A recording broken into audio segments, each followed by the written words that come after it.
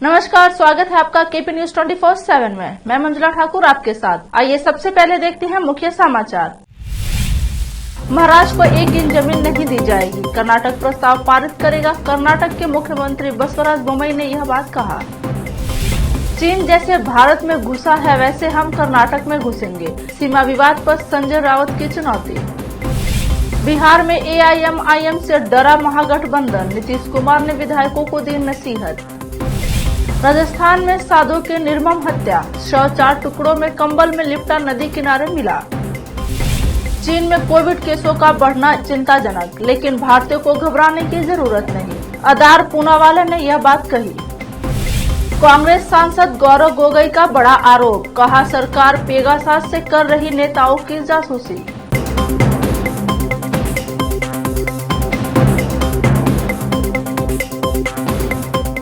अब समाचार विस्तार से।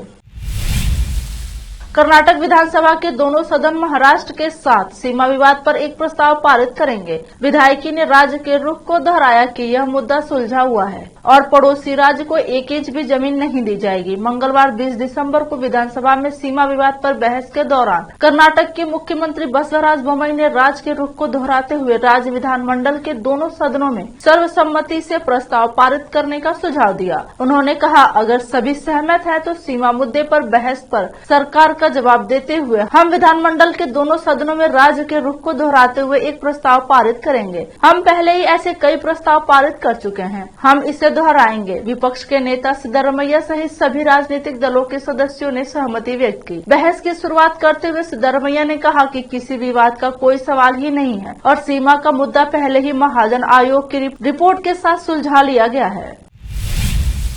कर्नाटक और महाराष्ट्र सीमा मुद्दे पर विवाद थमने का नाम नहीं ले रहा। दोनों राज्यों के बीच बढ़ते तनाव पर अब शिवसेना उद्धव बालसाहेब ठाकरे गुट के नेता संजय राउत ने एक ऐसा बयान दिया है जिससे सियासी बवाल होना तय है। दरअसल राउत ने कहा कि हम कर्नाटक में उसी तरह से प्रवेश करेंगे जैसे चीन देश में प्रवेश कर गया है। पार्टी के वरिष्ठ नेता ने कहा कि उन्हें इस मुद्दे पर किसी की अनुमति की जरूरत नहीं। संजय राउत ने आगे कहा कि हम इसे चर्चा के जरिए सुलझाना चाहते हैं, लेकिन कर्नाटक के मुख्यमंत्री आग लगा रहे हैं। महाराष्ट्र में एक कमजोर सरकार है और इस पर कोई स्टैंड नहीं ले रही।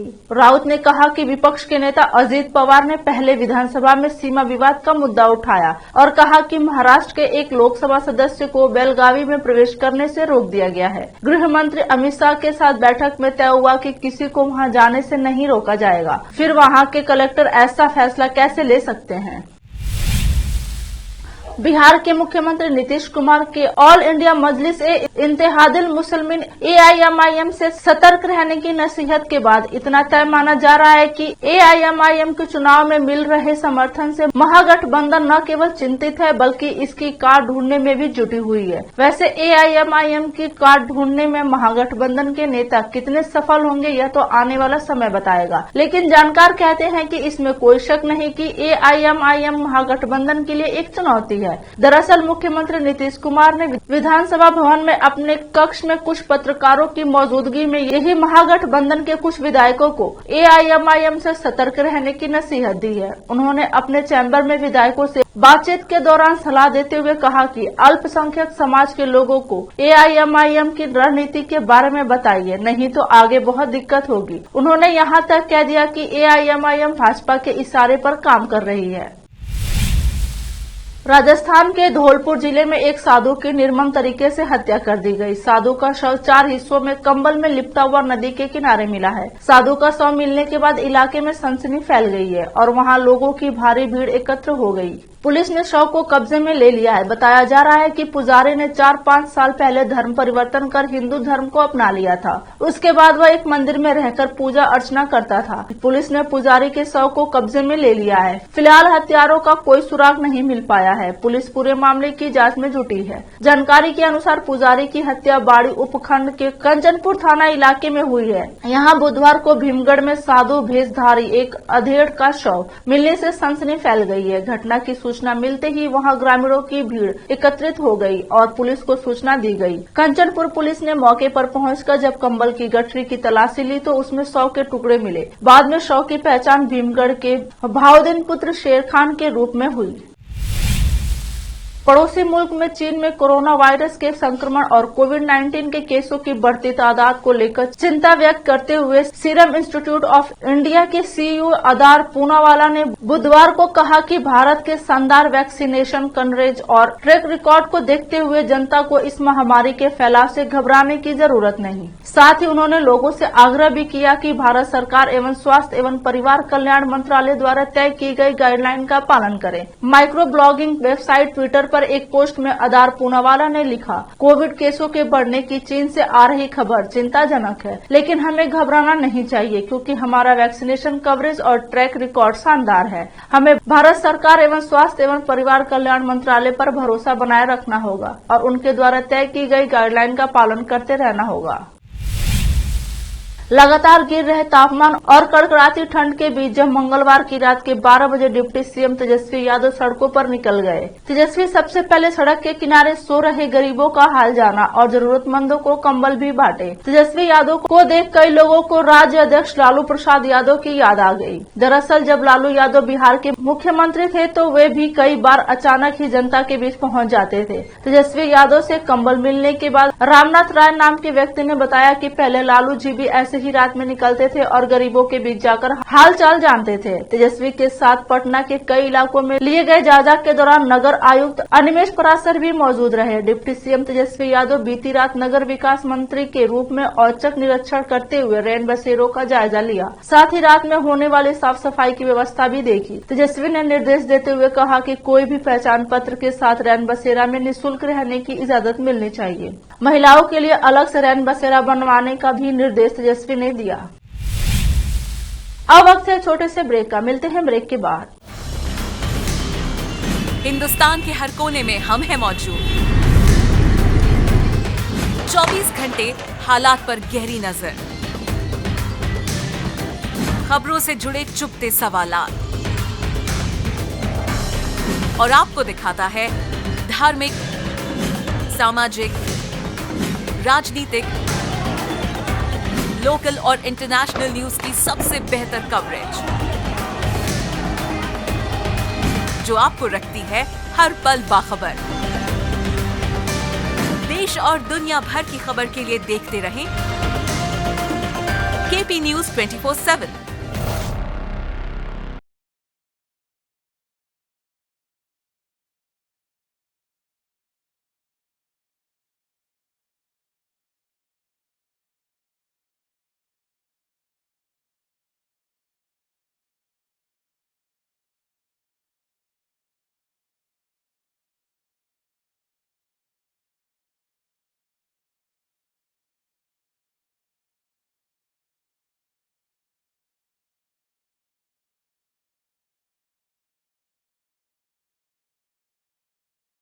$9945283920 8482221297।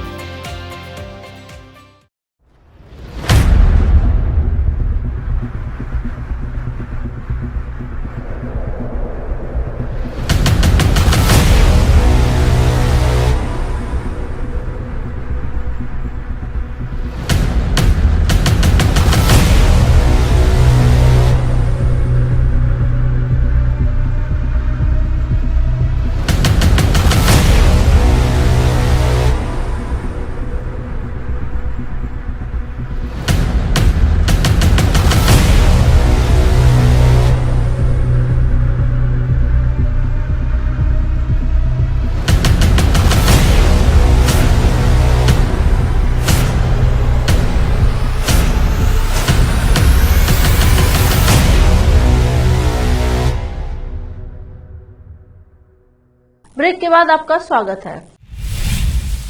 शामली जनपद में अनेकों जगह सैकड़ों जैन समाज के लोगों ने शांतिपूर्वक धरना प्रदर्शन करते हुए झारखंड सरकार के द्वारा लिए गए फैसले का विरोध किया और झारखंड में जैन धर्म स्थल समेत शिखर को पर्यटन स्थल घोषित करने पर डीएम शामली व एसडीएम कैराना को शिकायती पत्र देकर झारखंड सरकार के फैसले का विरोध कर राष्ट्रपति के नाम ज्ञापन भेजा। इस दौरान जैन समाज के सैकड़ों लोग मौजूद रहे। दरअसल झारखंड सरकार ने जैन समाज के जैन तीर्थ स्थल समेत शिखर को पर्यटन स्थल घोषित कर दिया है, जिससे जिससे जैन समाज के लोगों में आक्रोश बना हुआ है। बुधवार को शामली नगर व कैराना कस्बे में जैन समाज के सैकड़ों लोगों ने अपने अपने प्रतिष्ठान बंद कर विरोध जताया एवं शांतिपूर्वक विरोध प्रदर्शन करते हुए कहा कि अगर झारखंड सरकार अपने फैसले को वापस नहीं लेता तो जैन समाज अपने प्रतिष्ठान बंद रखेगा और अपना शांतिपूर्वक जुलूस निकालेगा। जैन समाज ने कहा कि झारखंड सरकार ने उनके तीर्थ स्थल को पर्यटन घोषित करने से जैन समाज बड़ा आहत हुआ है। झारखंड में जैन समाज का तीर्थ स्थल है जहां से सैकड़ों मुनि महाराज मोक्ष के लिए गए हैं। इस दौरान में अनेकों जगह सैकड़ों जैन समाज के लोगों ने हंगामा प्रदर्शन करते हुए डीएम शामली जसजीत कौर व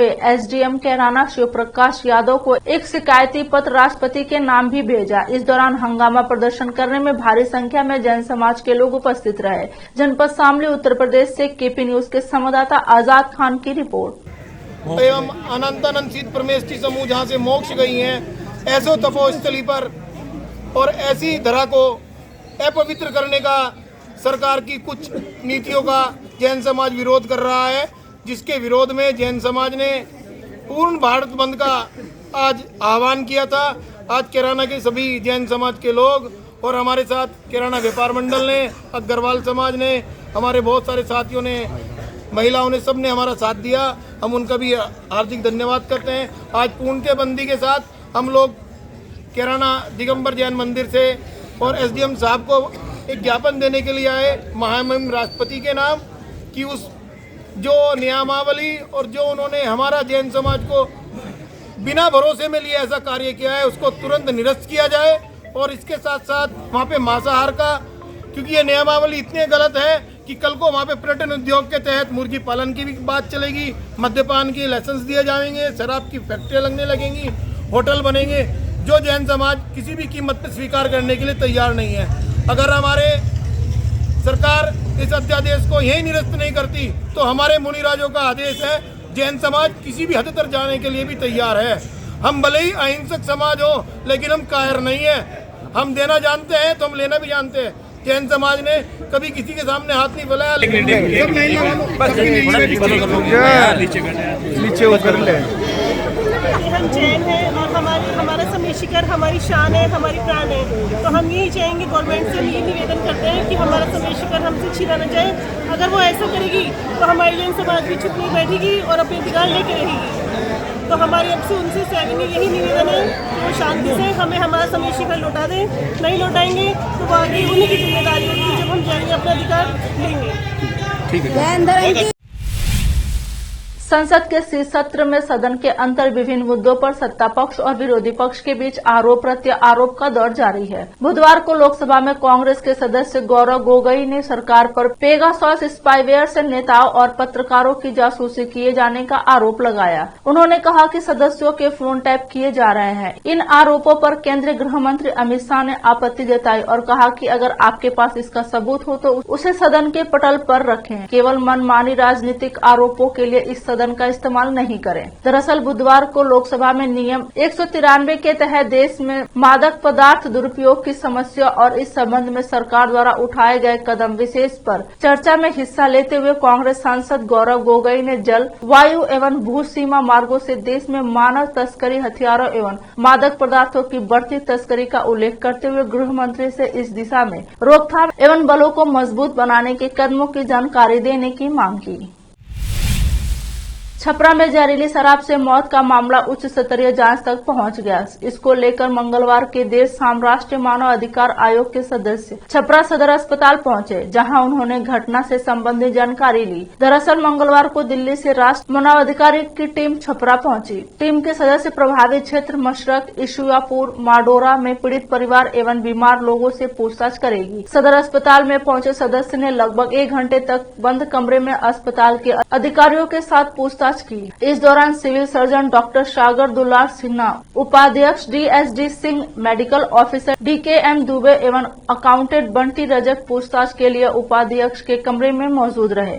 मीडिया से बात करते हुए सिविल सर्जन डॉक्टर सागर दुलाल सिन्हा ने बताया कि मानव अधिकार आयोग से आए सदस्य ने शराब कांड में जुड़े मामले की जानकारी ली। वहीं मीडिया से बात करते हुए सिविल सर्जन डॉक्टर सागर दुलाल सिन्हा ने बताया कि मानव अधिकार आयोग से आए सदस्य ने शराब कांड से जुड़े मामले की जानकारी ली। छपरा से केपी न्यूज के संवाददाता संत कुमार गोस्वामी की रिपोर्ट। शाहरुख खान की फिल्म पठान को लेकर हो रहे विवाद के बीच किंग खान के नाम एक और खिताब दर्ज हो गया है। हाल ही में एम्पायर मैगजीन ने अब तक के 50 फेमस स्टार्स की लिस्ट जारी की है, जिसमें शाहरुख खान अकेले बॉलीवुड स्टार हैं जिनका नाम इस लिस्ट में शुमार है। कहा जा रहा है कि मैगजीन में शाहरुख को लेकर काफी कुछ लिखा गया है। देखा जाए तो जब से शाहरुख खान की फिल्म पठान का गाना बेशरम रंग रिलीज हुआ है, तब से ये फिल्म विवादों में घिरी हुई है। तब से लेकर अब तक शाहरुख खान की इस फिल्म को लेकर खूब विरोध किया जा रहा है। मध्य प्रदेश के गृह मंत्री नरोत्तम मिश्रा ने तो फिल्म के सीन में बदलाव करने और गाने को बैन करने की बात भी रखी है। साथ ही कहा है कि अगर ऐसा नहीं होता है तो मध्य प्रदेश में फिल्म रिलीज होगी या नहीं, इस पर विचार किया जाएगा। शाहरुख खान इन दिनों अपनी इस फिल्म को लेकर खूब चर्चा में है। अब उनका नाम एम्पायर मैगजीन के 50 फेमस स्टार्स की लिस्ट में भी शामिल हो चुका है। उर्वशी रौतेला बॉलीवुड की one of the most stylish actress में से एक हैं। उनका नाम बॉलीवुड की उन एक्ट्रेसेस में शुमार है जिन्होंने मॉडलिंग के बाद एक्टिंग करियर में कदम रखा और बहुत कम समय में ही काफी पॉपुलैरिटी हासिल की। सिर्फ देश ही नहीं, विदेशों में भी उर्वशी रौतेला बहुत ही ज्यादा पॉपुलर है। बॉलीवुड की ये दीवा सोशल मीडिया पर काफी एक्टिव रहती है और अपने फैंस के लिए अक्सर खूबसूरत और ग्लैमरस तस्वीरें पोस्ट करती रहती है। इन दिनों उर्वशी की एक और सिजलिंग तस्वीर सोशल मीडिया की सुर्खियों में छाई हुई है। इस तस्वीर में उर्वशी की खूबसूरती और स्वैग दोनों ही नजर आ रहा है। सोशल मीडिया पर उर्वशी रौतेला की दो बेहद खूबसूरत तस्वीरें वायरल हो रही हैं। इन तस्वीरों में उर्वशी की खूबसूरती और स्वैग दोनों का ही परफेक्ट कॉम्बिनेशन देखने को मिल रहा है। इन फोटोज को देखकर ऐसा लग रहा है कि उर्वशी दुबई की ट्रिप पर निकली है। उर्वशी के हाथ में जूस का ग्लास है और एयर होस्टेस उन्हें पानी का गिलास देते हुए दिखाई दे रही है। इन तस्वीरों में उर्वशी ने ऑरेंज कलर का फुल स्लीवलेस जंप सूट पहन रखा है। व्हाइट कलर का फर वाला स्वेटर उनके इस ड्रेस पर बेहद खूबसूरत लग रहा है। गॉगल लगाए हुए उर्वशी रौतेला इन तस्वीरों में बेहद गॉर्जियस दिख रही हैं। आखिर में फिर एक बार देखते हैं मुख्य समाचार। महाराष्ट्र को 1 इंच जमीन नहीं दी जाएगी, कर्नाटक प्रस्ताव पारित करेगा। कर्नाटक के मुख्यमंत्री बसवराज बोम्मई ने यह बात कहा। चीन जैसे भारत में घुसा है वैसे हम कर्नाटक में घुसेंगे, सीमा विवाद पर संजय राउत की चुनौती। बिहार में एआईएमआईएम से डरा महागठबंधन, नीतीश कुमार ने विधायकों को दी नसीहत। राजस्थान में साधु की निर्मम हत्या, शव 4 टुकड़ों में कंबल में लिपटा नदी किनारे मिला। चीन में कोविड केसों का बढ़ना चिंताजनक, लेकिन भारतीयों को घबराने की जरूरत नहीं, अदार पूनावाला ने यह बात कही। कांग्रेस सांसद गौरव गोगोई का बड़ा आरोप, कहा सरकार पेगासास से कर रही नेताओं की जासूसी।